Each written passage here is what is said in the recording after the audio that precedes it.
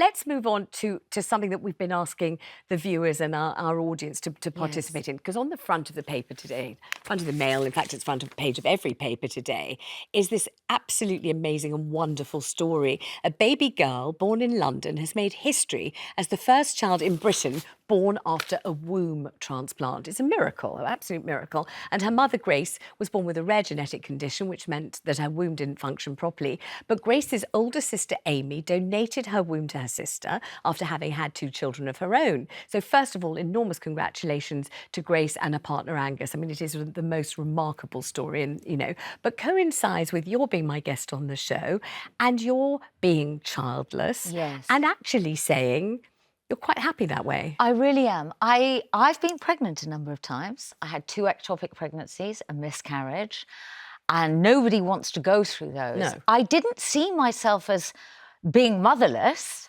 I saw babies in my future, but when I met Kabir, he'd already had a vasectomy, had 2 sets of children with 2 marriages, and I didn't want to have a child, even though it could be reversed with somebody who didn't want them.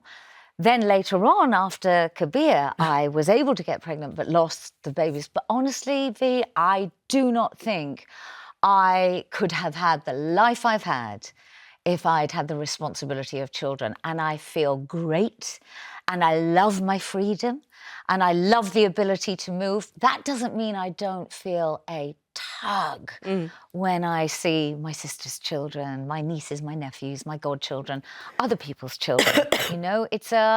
I see you with your grandchildren, and I think that's the next step. That's where I would be by now. And yet, deep down, you feel as if this was the right way for you. All I right. do. Well, let's be joined now by Zoe, who decided at a very young age she never wanted to have kids at all. Zoe, thanks so much for joining us on the programme. How did you know, Zoe, that you really didn't have that feeling when presumably there's enormous peer pressure? Everyone else you know is either talking about children or trying to get pregnant, and you're thinking, not for me. How did you know? I think when I think about my childhood, when we were playing families with, the other kids, I wanted to be the dog or the cat. I didn't want to be the mother. I didn't. So that was a signal that I was maybe thinking differently about what family is. Yeah. And you never felt this pressure that I know lots of people do, which is well-wishers, really, people who love you. They only want the best for you. They don't want anything bad for you. But they say to you, listen, I don't know if you realise the extent of the joy, the true fulfilment. Until I held my child in my arms, I never knew that when I did, I experienced it. I don't want you to miss out on this because I love you and I care about you, not because I'm trying to condemn you or judge you. When they spoke to you like that, how did you feel? It can feel very frustrating, especially coming from loved ones, people who know me.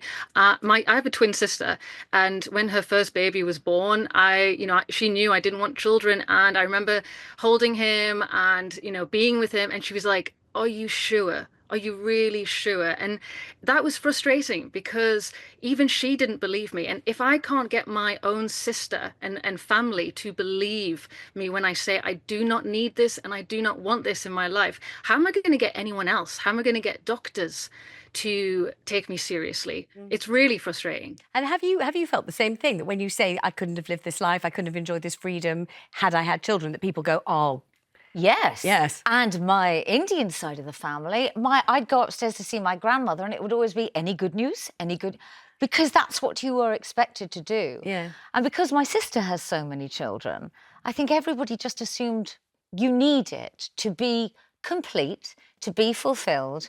It's your role as a woman. All those, it's conventional, it's biologically what we're meant to do. But we have the choice today, don't we? Yes, we do. Let's talk to Claire, who's on the line in London. Claire, hi there. Thanks so much for ringing. You feel the same. You feel as if you wouldn't be able to live the life you want to had you had children. Thanks for having me, Vanessa. Yeah, Pleasure. I do, absolutely. I've been listening to the other comments and I echo them completely. I do believe that, for me, I also had an ectopic pregnancy. When I was 27, and for me, it was one of those moments where, because I was faced with that, I had to ask myself the question, really, do I see myself with children moving forward? Because it would have been more difficult for me to have children from that point. And it was the moment in time where I really realised that I didn't want children. Tell me what you are doing, because some people will think of their lives, they'll think of how much of it of life is taken up with children and grandchildren and worrying about them and financing and, panicking and rushing to A&E, all the things that really do take up an enormous amount of your life. Yes. And they think, God, if I wasn't doing that, what the heck would I be doing? Claire, what are you doing?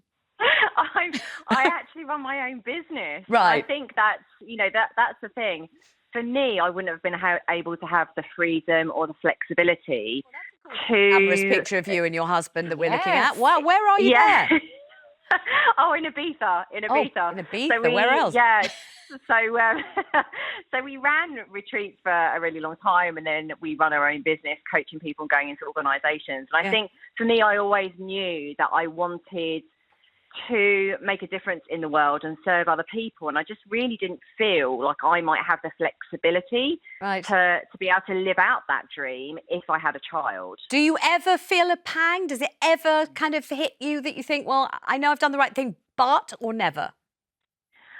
I think so. I think at a certain point in your life, at the point at which we might be going through the perimenopause or menopause, and we're thinking, hang on a minute, there's a change here, that it's no longer going to be possible for me. I think that's passed my mind a few times, but if I look back and I think I wouldn't have been able to live the life that I've lived so far, and I've got so much more to do, I just don't think for me children would have been on the cards at all, and I don't have any regrets like the other people, the other guests. I don't have any regrets at all. It's fabulous talking to you, and lots of people incredibly happy and saying that this is their life, the best life they could live, and they've chosen to live it this way. You're quite right. The choice is there. Didn't used to be there. Exactly, and there's a freedom in it, huge freedom. Let's talk to Wendy though. Wendy, you're in a different situation. You wish you could have children, and it hasn't happened so far for you. How are you doing?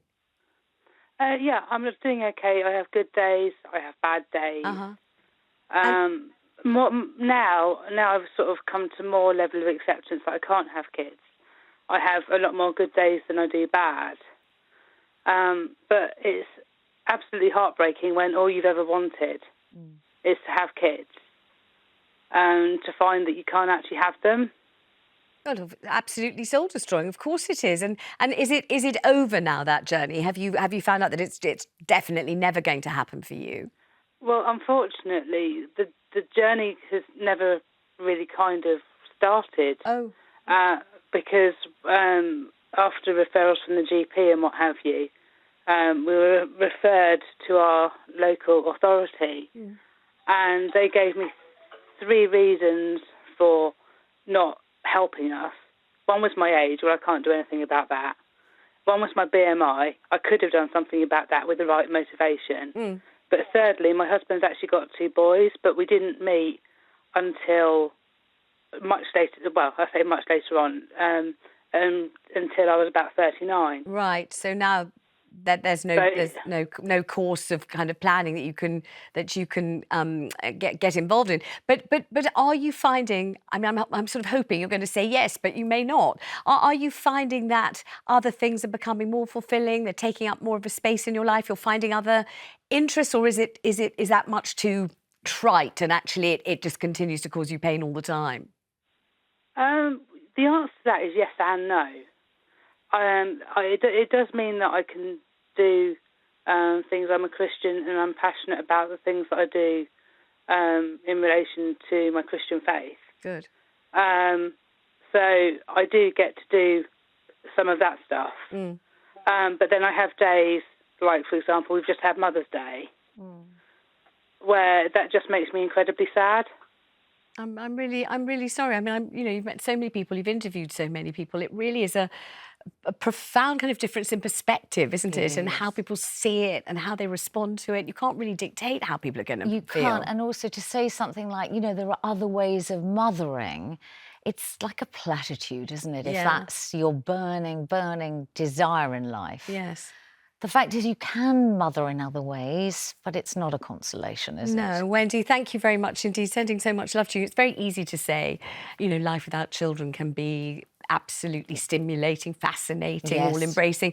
But not if you really, really feel this Exactly. terrible sort of gap in your life. It's very difficult. I'm sorry for Wendy. Yeah, so am I, so am I. And so we got to the point where you're over here and your marriage is falling apart. But, but you have become a well-known British broadcaster and somebody who, you know, bobs up all over the airwaves doing all sorts of different It took programmes. a long time, Did it? Because it's starting again. So I was doing a weekend breakfast show in Birmingham for the BBC Asian network. Yes. And that then led on to a 5-day-a-week show. So I cut my teeth in radio at the BBC Asian network. I fell in love with radio, Vanessa. Tell me why you love it so much, because I know I do. Exactly, and I think it's probably the same reason. Didn't Marshall McLuhan, the futurologist, say it's a hot medium because it's live and instant? Yes. TV's a cold medium, not this TV, obviously. Not this one. Not this one. Not this one, because truthfully, I've got an earpiece in here. Yes. But if I wanted to take it out, put it on the table and say, Nikki and I don't want to talk about whatever I mean, I could do it, but actually what we're going to talk about is too interesting for me to drop it. But if I fancied it, I could do it. Yes, I genuinely exactly. could. I mean, I may get a good telling off afterwards, but I could do it.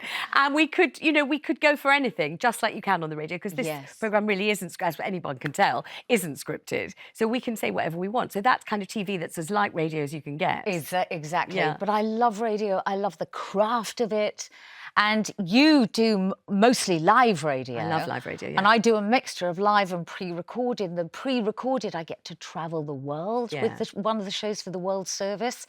And that's the biggest privilege of my life, I think, because to land somewhere and interview the biggest creatives and minds in a country and understand their culture and perhaps their current affairs situation through the prism of the arts is a really, really big responsibility to be that courier to your listener. When you get back here, does everyone seem incredibly narrow, parochial? You know, all we ever think about is our road, our potholes, our rubbish collection, You're so right. and maybe our town hall, and then maybe the country, but we don't really think much about the rest of it. Only you could know something like that, because most people are like, oh, you went to Kuala Lumpur. Oh, right. Wouldn't even know where it was. Nobody asks questions. There's no curiosity, and it's just like, so where are we going on Saturday afternoon? You know? Exactly. So you've Parking at the local shopping centre is not adequate. well, I can't park because I can't drive. Oh, you still don't drive? No, sorry. Are you ever going to learn to drive? I'm born to be driven. You're born by to a be bus driven. driver, a tube driver, a train driver. Many, many thanks to Zoe who joined us earlier. And don't forget, later we're going to